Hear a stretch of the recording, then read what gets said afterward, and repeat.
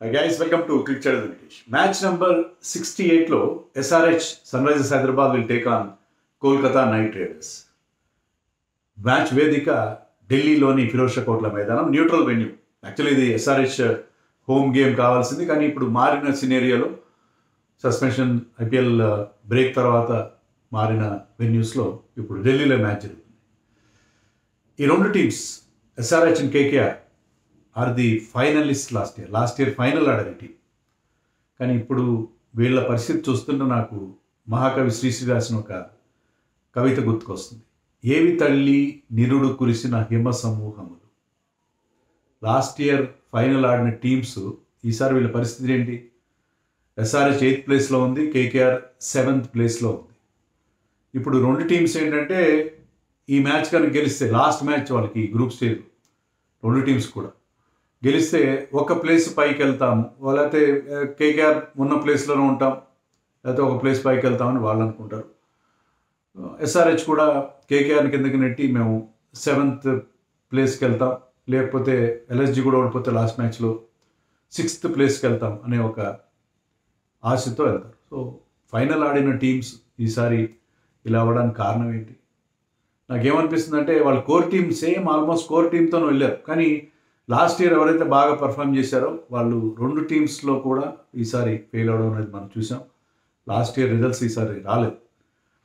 So దానివల్ల రెండు teams కూడా ఈసారి చాలా చాలా డిసప్పాయింటింగ్. బట్ మనం చూస్తున్నాం కదా ఆఫ్ లైట్, ఎప్పుడైతే ఎలిమినేషన్ తర్వాత టీమ్స్ బాగా ఆడడం, సో మంచి కాంటెస్ట్ అయితే ఉంటుంది, రెండు టీమ్స్ మధ్య మంచి కాంటెస్ట్ ఉంటుంది, యంగ్స్టర్స్కి అవకాశం ఇస్తారు.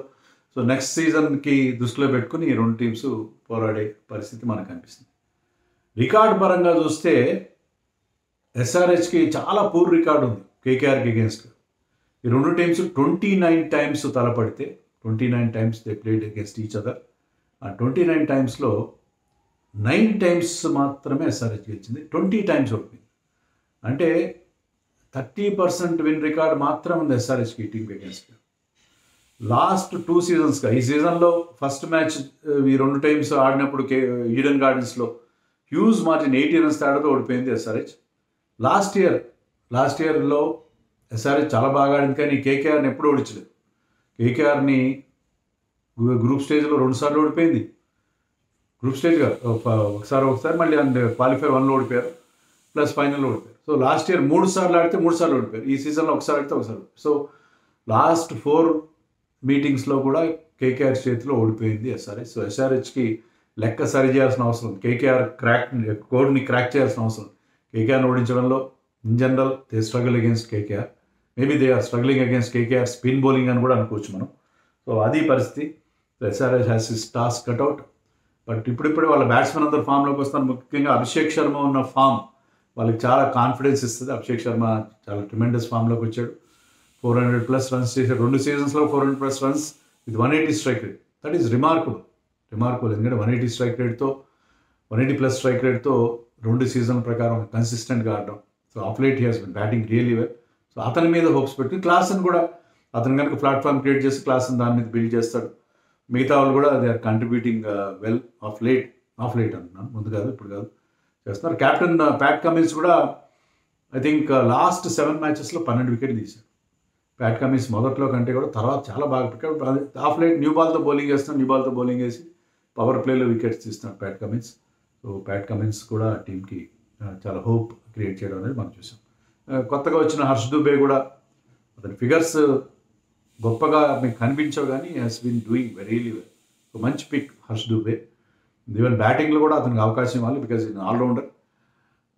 సో SRH కొన్ని చిన్న హోప్స్ కనిపిస్తుంది. Aniket Varma is batting well. Last మ్యాచ్లో కూడా ఈ ఆల్మోస్ట్ ఒక చిన్న క్యామియో 300 స్ట్రైక్ రేట్తో అతను ఆడడం చూసాం.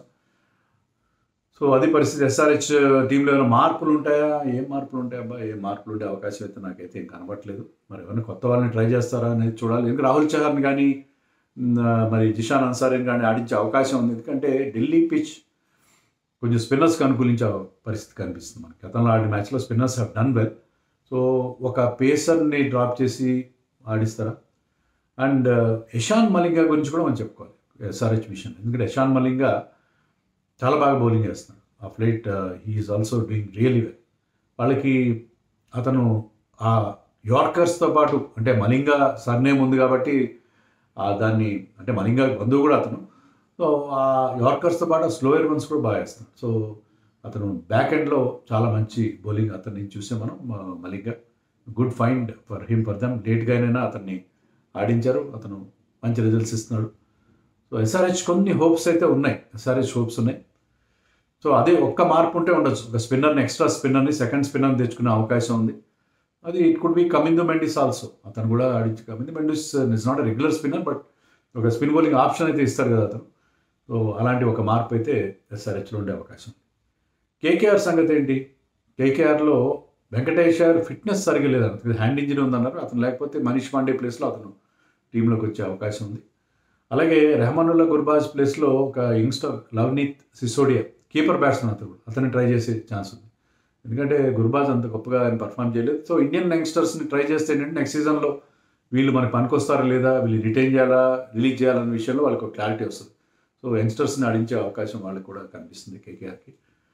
కేకేఆర్లో స్పిన్నర్స్ ఇద్దరు బాగా బౌలింగ్ చేస్తున్నారు. Varun Chakravarthy and Sunil Narine. బ్యాటింగ్లో సీరియస్ ప్రాబ్లమ్స్ ఉన్నాయి.